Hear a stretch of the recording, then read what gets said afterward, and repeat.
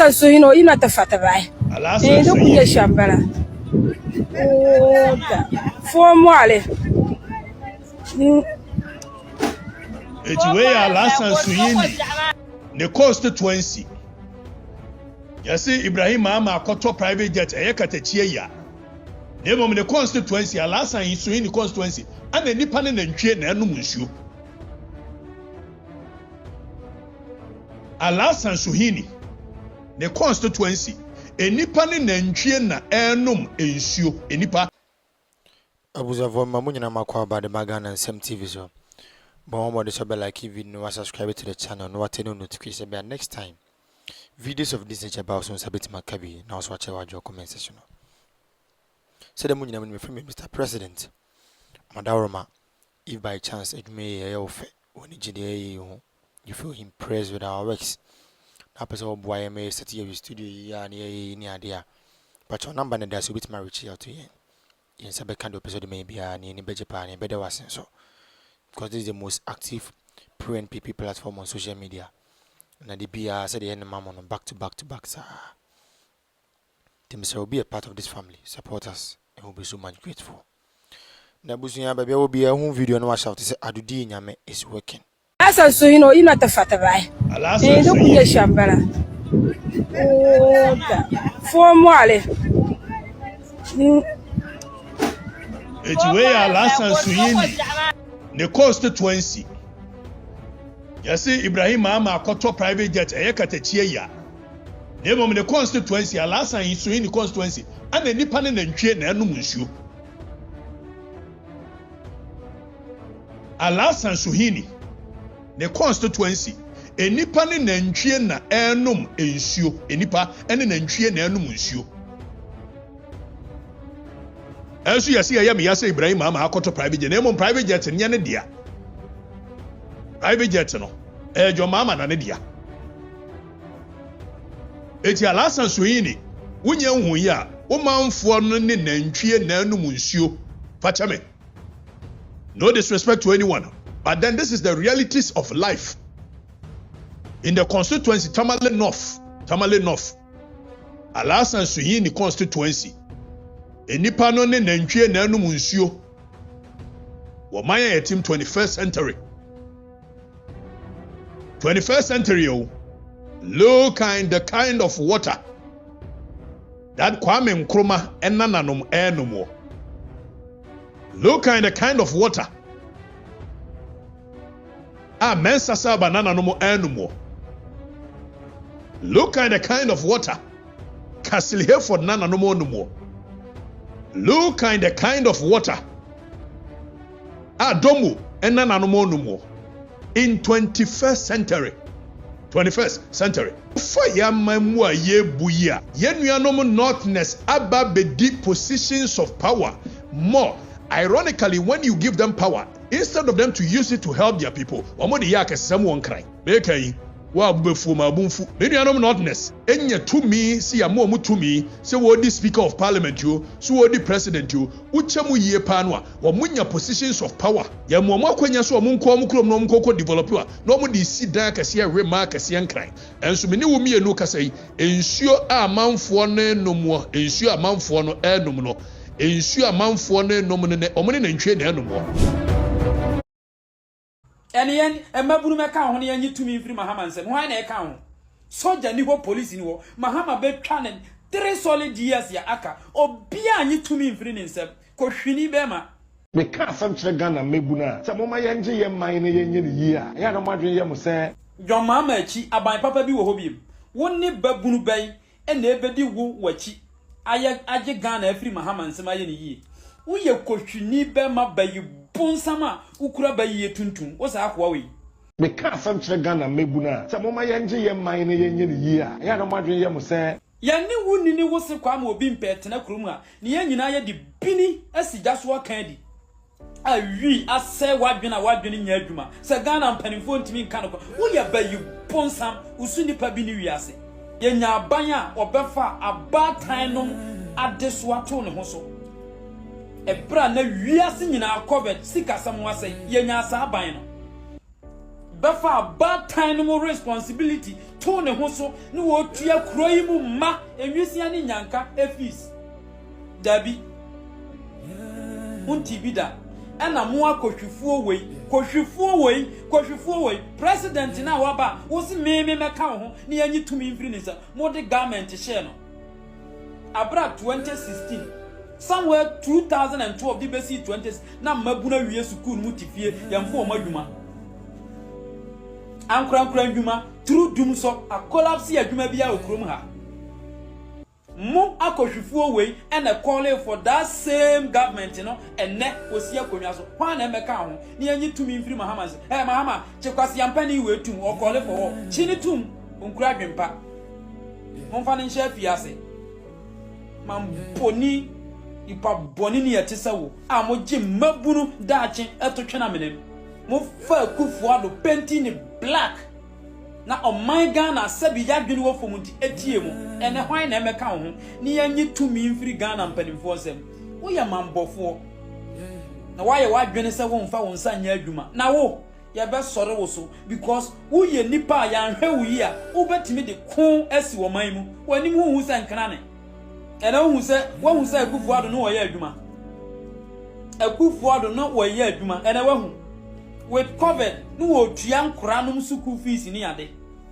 no wo yi akwan wo to ambulance ene wo ko drip machine every district wo hu se akufu ado no wo ye adwuma akohwifuo a mo mpa Ghana nkanko nyankopon be mesemo ni nya monam atro ni nada aso benya bia mo mantwa so aba mo nyame de no me be to mo yire ne mo maso ni mo nchirima ne mo nana nkanso amoso mo de mo fansa ba bia nso nka mo santwerofo a mo wakurom ha kwamboni bia mo nam so mo epesika mo nchirima be twa so aba eye bonyona ba nyankopon fa no me to mo yamu maso mo aboni ye hemu tirim na mo mpa afoforo de ye mo mafu na mo dwene ho nyame be twia mo so ka akohwifuo mo mfa mo nsanya adwuma ne mo pene se Ghana fo esutia mu eno na mo pe na mo kra ni agi nyame be twia mo so ka mo nya ni papa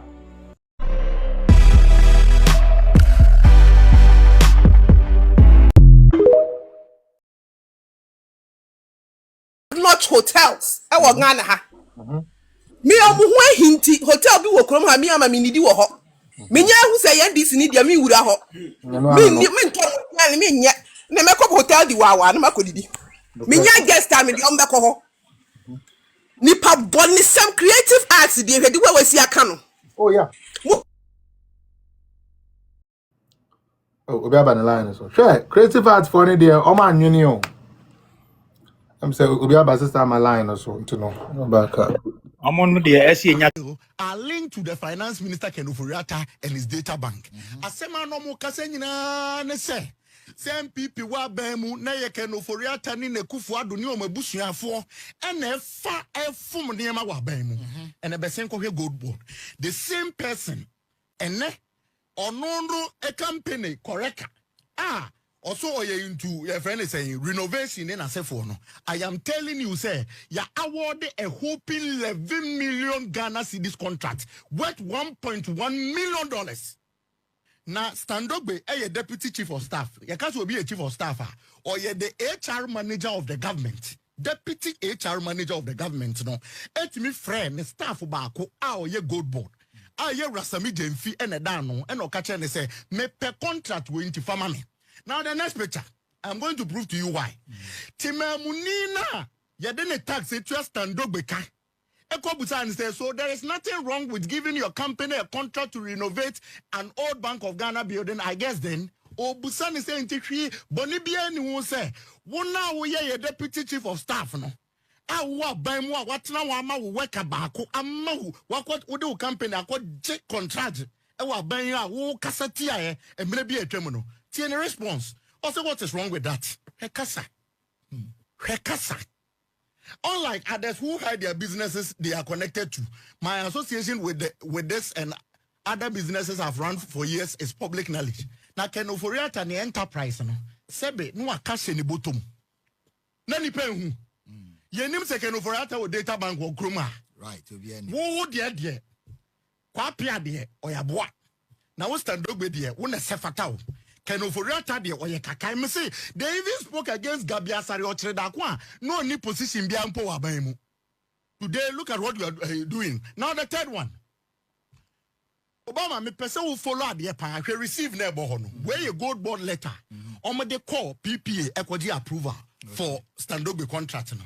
Letter ni receiving on the 20th of June 2025. Wofa kwa chaka we phone so a Friday.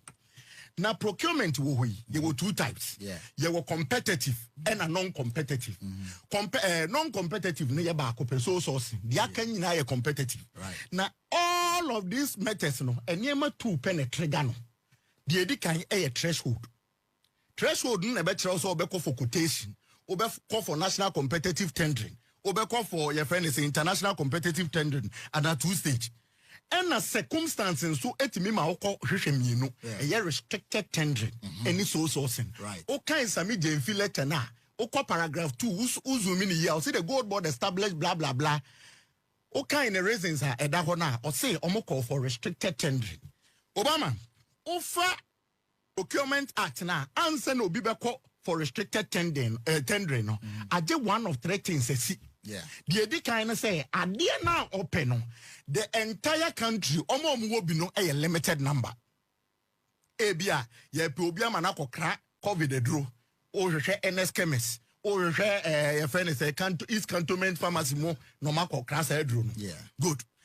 The second reason is say ebia time a ye betna se dia kabo ma ye competitive tendering no ye disproportionate to the value ye kwa akoto no ebia be say be 3 weeks 1 month ye free high nko for expert a mo ba be hwehwem ne nasefo ebia ye be kabo no na de na ye koto no kra ne eswa ena de twato ene say ebia why national competitive tendering na wie no obia amfa your friend say bedamba into ubeko restricted tendering. The entire maker way nyina say all these forms of procurement methods ewo ye Ghana ye mremu. Ye kasi obi ye lawyer nia. Ghana ha your friend nipa ne learned. Kire say nipa ne sua de na na tirim abobew. Into Samuel Jemfi Sami Jemfi ni tirim abobew. Now so dina NDC 360 so for Procurement Act to all the other methods catch the Ghana for say method as a Ghana ni bia som no to be the juma national competitive tendering. Okay. Now question is say ye den na Sami Jemfi the okoye restricted tendering. Obama asem ni mo ya emu awrem. Now minia why application we agency now why application for restricted tendering. O de call your friend is a PPA ebehwe niema be enan de edikan mbacho yenko fourth one de edikan omo behwe reason a ode ba ye under section 38 a ode ba competitive tendering na meba we so ebio behwe the value of the procurement activity what's the estimate nyina den consultant estimate account no matter profile and technical responsiveness and others any shortlisted firms are ode aba Obama what is say ya tonkonya ya ma number da say ye koto ye procurement ye koto nkonya ya ama number so ya ama price what be that Obama me buza question what be that obehu ba ko bo ansa na ohun ni nyina mo na na hwede ye bo quantity zero and so you trust allow a provisional sum of boardroom furniture item 1 million Ghana cedi the tabri e dia master ndogbe eni ninia company e friend correct say omo de omo nko di na mabuna e bre wo man mu a omo dira mikade omo 220 Ghana cedis akoto security forms and tempenten kwa. This is what is happening in this country. Allow a provisional sum for office furniture be of 500,000. Aden. Ofa. Aden. Mumba swo man no e de akọ. Ehe na mo de ko. The sad thing a woman said this is a rehearsed your friend is saying Kronoa esi o man ma mi hu bi da. Okay. And the PPA boss is part. Here Frank Manten, I'm going to prove to you. Sami Jemfi in the letter ne call 20th June 2025 Friday. Mini am my last picture no. Na shade. My last picture no. Na date or Troy. Or Troy letter you 24th June, which is Tuesday. And the PPA board will patch say Omo say one day now kind letter now Zumi mame or say we refer to your letter blah blah blah no about at the second emergency board meeting of the seats board held on Tuesday 24th June 2025. Now it's a Tuesday corona na board nitimi so say Ghana yesika twetiro dio yesika twetiri die 11 million Ghana cedis yemfa master ndobi. Hey wafa. Okay. Debi mianka Frank Mante. So what can I say about this criminal conductor? And you'll be